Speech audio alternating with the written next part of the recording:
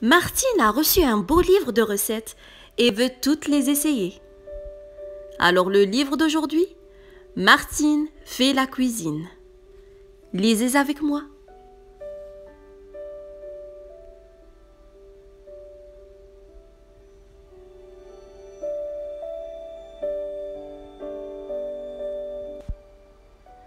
On découvre ensemble les personnages de cette histoire. Évidemment, on a Martine, joyeuse et curieuse. Elle adore s'amuser avec ses amis et son petit chien Patapouf, avec qui elle vit de véritables aventures et découvre le monde. Une chose est sûre, avec Martine, on ne s'ennuie jamais. Il y a Gabriel, le voisin. Il vient souvent chez Martine et Jean. C'est un garçon gourmand et inventif, toujours plein de bonnes idées. Mamie et papy, les grands-parents de Martine, aiment lui faire découvrir de nouvelles choses, le vélo, la cuisine, les animaux, et ils n'oublient jamais de lui offrir de petits cadeaux.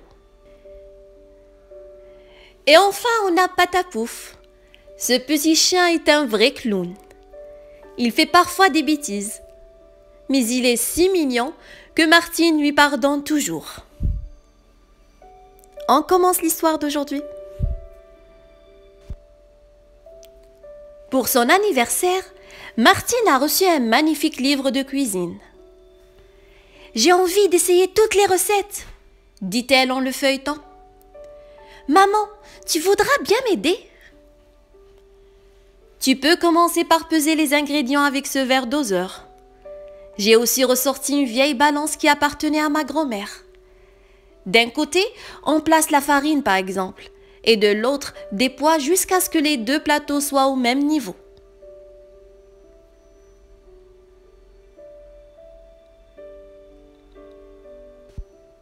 D'après mon livre, dit Martine, le plus important c'est le temps de cuisson.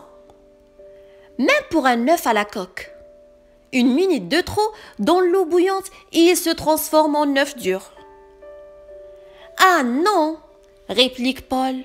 Moi, c'est un œuf à la coque que je veux, avec des mouillettes pour tremper dedans. Martine veut aider à préparer le dîner de ce soir. Commençons par écosser les petits pois, propose sa maman. Puis, nous pourrions faire du pain perdu. Miam, mon dessert préféré, s'exclame Martine. En plus, la recette n'a pas l'air trop difficile. Moustache, quant à lui, est parti à la chasse aux petits pois égarés. Il en a même trouvé un dans une pantoufle.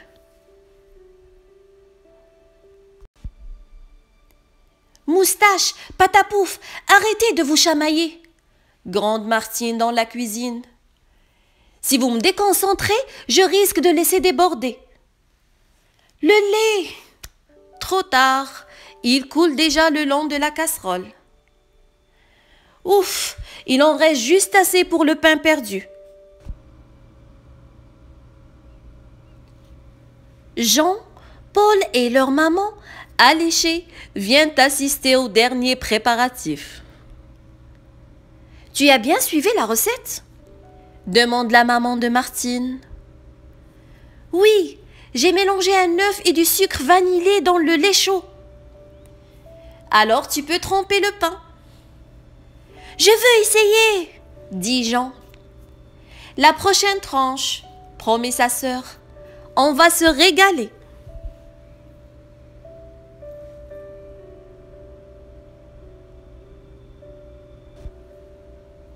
Zut, il n'y a plus d'œufs, constate Martine en ouvrant le réfrigérateur le lendemain matin. Si on demandait à Madame Martin, propose Jean, ces poules ont peut-être pendu pendant la nuit.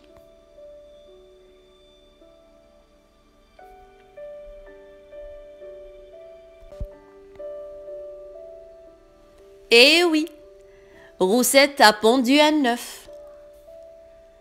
De quoi préparer une mayonnaise, dit Martine en consultant son livre. La recette est délicate. Il faut bien s'appliquer pour séparer le jaune et le blanc d'œuf. Moustache admire tous les gestes de sa maîtresse. Quelle adresse!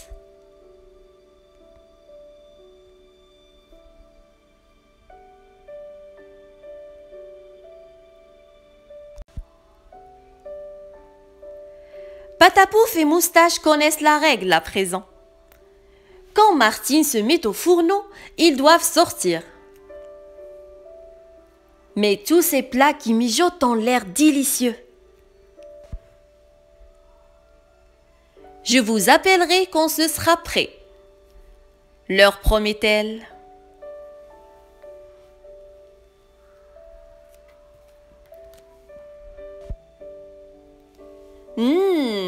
Ça sent bon le chocolat, dit Paul. Patouche, gros gourmand, il faut laisser refroidir. Aide-moi plutôt à décorer les coupes avec des langues de chat. Des langues de chat? Burk! Pas des vrais, dit Martine en riant. C'est le nom d'un biscuit. C'est excellent, tu verras. Maman et papa ont acheté des pommes au marché, constate Martine. Je vais en profiter pour préparer des pommes d'amour. Faire fondre du sucre dans une casserole. Martine observe le caramel qui s'épaissit et qui commence à noircir. Ça brûle, s'écrie-t-elle en retirant la casserole. Pile à temps, la catastrophe est évitée.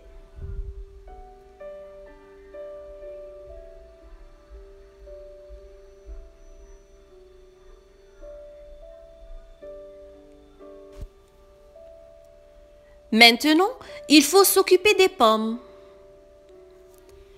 D'abord, on enlève le trognon avec un vide-pomme, dit Martine en suivant la recette, puis on épulche soigneusement. Ensuite, il n'y a plus qu'à recouvrir de caramel et à laisser reposer. J'ai hâte de goûter, dit Paul d'un air gourmand.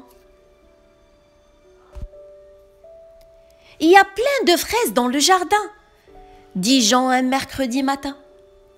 On pourrait en faire de la confiture. Tu as vu une recette dans ton livre?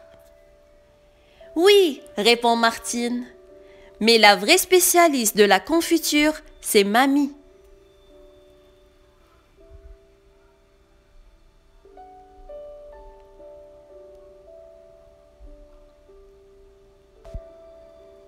Justement, le mercredi, Mamie vient garder Martine et ses frères. À peine arrivée, elle enfile son tablier. D'abord, il faut laver les fraises, explique-t-elle, et les couper en petits morceaux. Puis, on les mélangera avec du sucre et on les fera cuire. Je pourrais remplir les pots? Bien sûr. Ensuite, tu les fermeras avec du film plastique et un élastique.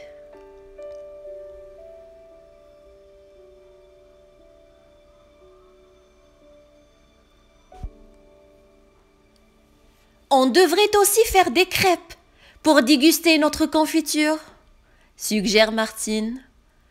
Bonne idée, s'exclame Jean. Je vais inviter Gabriel, il adore ça. La pâte est facile à préparer, explique Martine. Et le clou du spectacle, c'est de faire sauter les crêpes. Les trois garçons l'observent, fascinés. Prêt? 1, 2, 3, hop! La crêpe vole, se retourne en l'air et retombe à plat dans la poêle. Bravo! Parfait! Encore! Wouf wouf! Ajoute Patapouf, fier de sa maîtresse.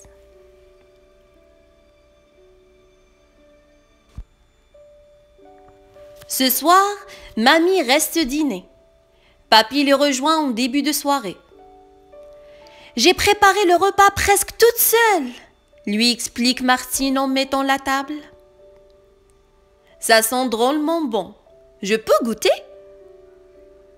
Oui, mais juste une cuillère, répond Martine avec un sourire malicieux. Sinon, tu n'auras plus faim pour le dessert.